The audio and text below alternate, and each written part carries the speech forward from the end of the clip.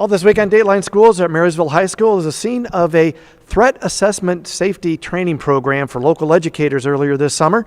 And we had the privilege of talking to the presenter, who's Courtney McCarthy. She's a school psychologist from Salem, Oregon. And Courtney, earlier this week you talked about that it's not just a school thing, it's really a community issue, and that we need to bring community members in to work with these issues.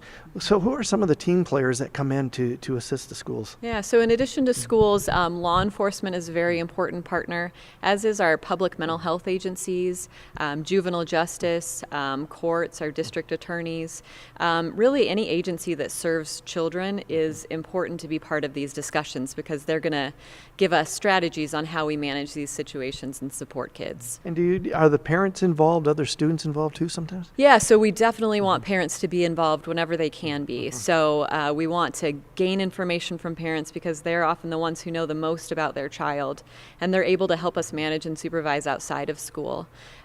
We want information from other kids, so when students have concerns, we really want to send the message to them that we want to hear their concerns, we want them to report them so that we can keep people safe. So what does it take to put these teams together? It takes willingness of our agency partners. So it takes willingness of the schools to partner up with those agencies, and being able to devote some time and resources to being involved in this preventative measure to keep everyone in our community safe.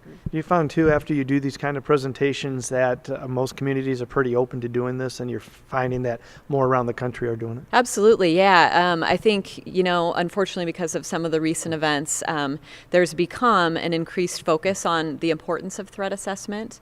So more and more districts and states are seeing the relevance in getting these teams in place. We'll be back with more tomorrow. For Dateline Schools, I'm Terry Harrington.